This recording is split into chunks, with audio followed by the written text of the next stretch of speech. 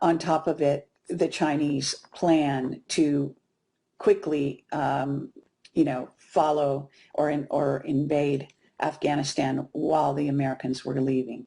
So this is sort of par for the course, and that again does involve possible crimes against humanity, possible evidence of Milley and possibly other military generals, etc., that are involved. We're only getting one name so far, at least, and there could be others that are implicated in this sort of debacle that involves Afghanistan. So just want to draw people's attention to that.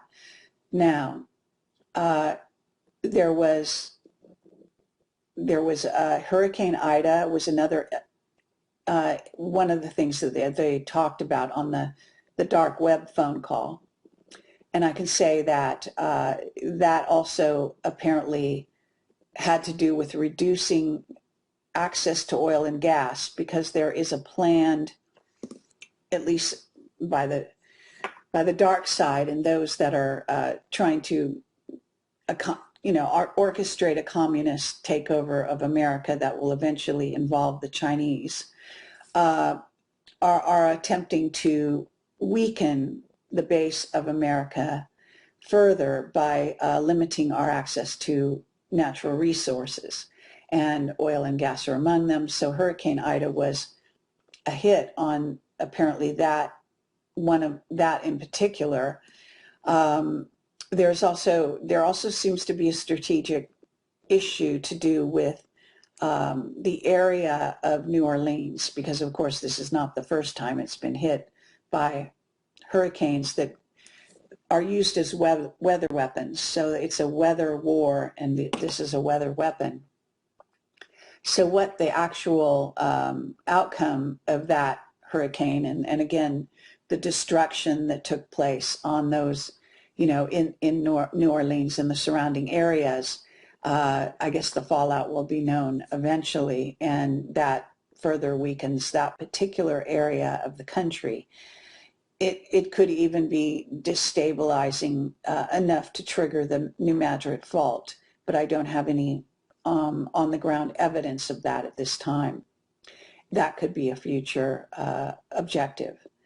So basically what we're looking at is, now I'm going to turn my attention to the COVID situation. So we have an Australian journalist. Her name is Markson, and I think Sherry Markson, and she is considered to be an excellent journalist. She's written a book on the whole Wuhan lab where supposedly the COVID bioweapon was created. And she also revealed, one of the things she's revealed is that there were in fact bats on site in cages in that Wuhan lab, and coming forward with more and more information that there were some 60 bioweapons that were being funded and investigated by Fauci's organization that is at least a part owner in that lab. And if I remember correctly, Soros is one of the owners, and I think possibly Gates as well.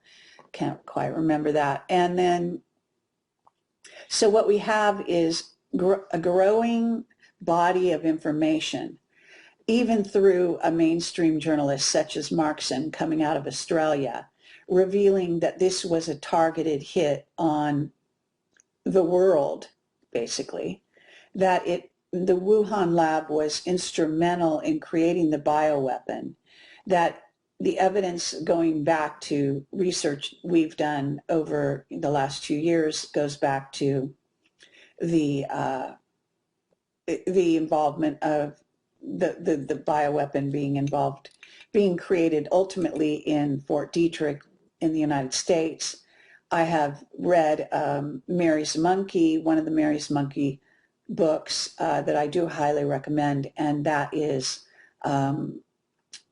having to do with the evidence that there was a effort even back in the days of John F. Kennedy before he was murdered that Oswald was involved in again, New Orleans of all places, where there was evidence of a lab in a house where these mice were being kept, who were being experimented on to create cancer in mice.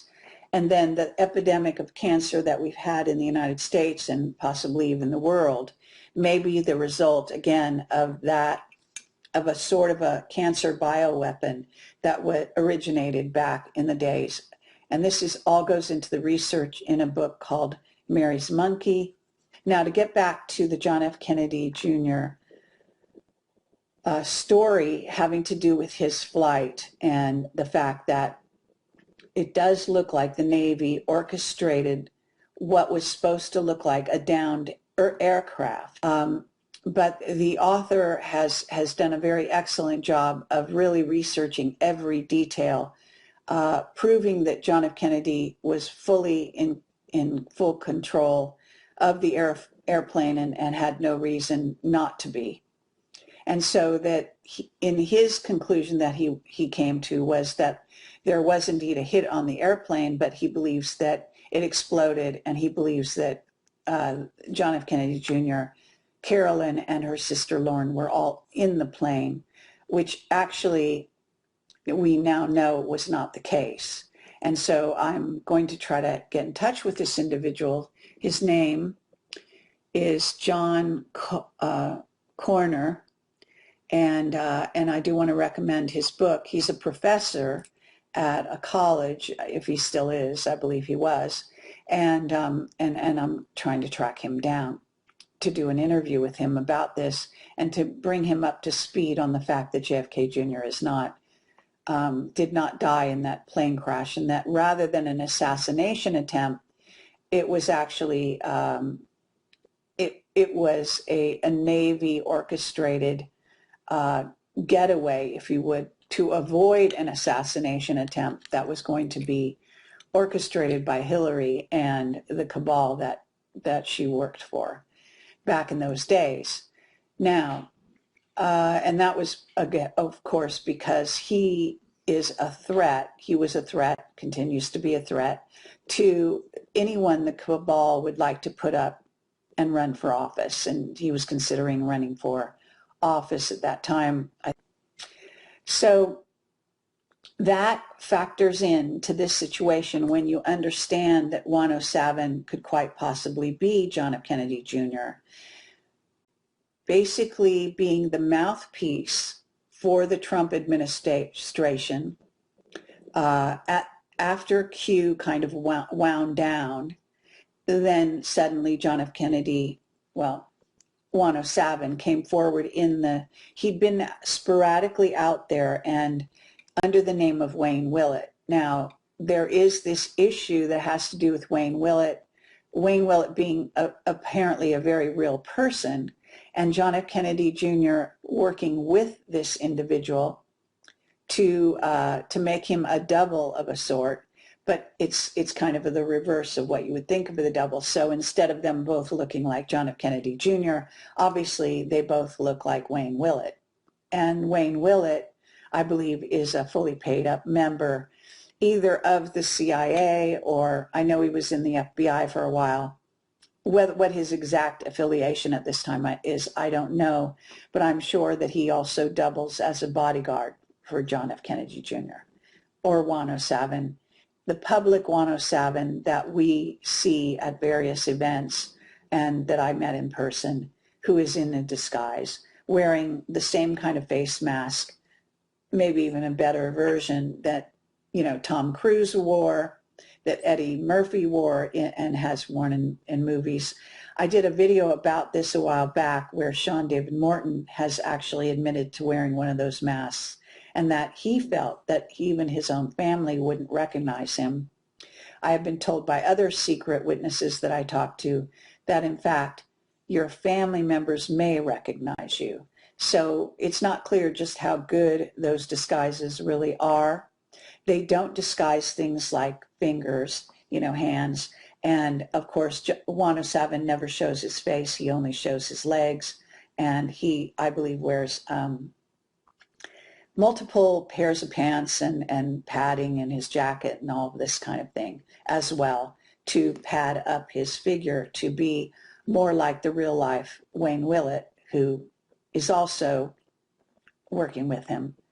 And now there's a third person brought onto the mix called Michael Proxman, who is, I guess, a fan of gematria and is constantly on shows such as Prime Minister and Charlie Ward and others, where he quotes a lot of gematria type correlations, I guess you might say, which I feel does a disservice to the real nature of gematria. For one thing, numerology, the nature of numbers, which is both dark and light. So when you try to get a result that is only one, steered to one side, it's as bad getting only a positive, so-called positive result and steering everything in that direction as what the Illuminati would do, which is to steer it to a negative. So what you got is two sides playing against each other, but neither one of them being honest is about, the mutability, let's say, of numbers and numerology and what it really means. So that's an issue, but nonetheless, this individual who appears to have a voice similar to a young John F. Kennedy Jr. Now, needless to say, John F. Kennedy Jr. is actually in his 60s now, I believe, and his voice would have changed considerably. So this individual called Michael Proxman would, in theory, be another hired agent, similar to Wayne Willett, who would be brought on board as a distraction to further confuse the issue and to continue the disguise, let's say, of John F. Kennedy Jr., because he's not ready to come forward to the people yet. That's understandable. My point is always that he's not protecting his family and not coming forward in reality, because if I can put two and two together this way, and if people like others are trying to do the same thing, and some more accurately, let's say, than others, then the fact is that the public can also do this. And so the public are not the threat. The people behind the scenes that are the threat are the ones that are going to know who he is anyway. And so it goes on, and you need to put two and two together in that way. So the bottom line is that if the secret government knows who you really are, they're the biggest threat to his life and presumably his family's life. There is a sort of philosophy with whistleblowers that goes that if you stay in the background and you don't come forward as a public person, then the Illuminati will allow you to live because they don't consider you a threat as long as you're in hiding, even though they know exactly who you are and where you are at any given moment, given the surveillance technology that we currently have. And that is actually orchestrated from off-planet, according to my whistleblower. And the ETs are very involved in, and the various ETAIs in this sort of whole scenario. So surveillance technology is so far beyond what Snowden ever revealed. And recently I was gratified to hear that Juan O'Savin knows that Snowden was a limited hangout, a purposeful limited hangout, by the way, and that there is a great deal more to the surveillance technology than is being currently revealed to the American people, and certainly more than what Snowden revealed. So this is very important, these levels, what we call the levels of the onion.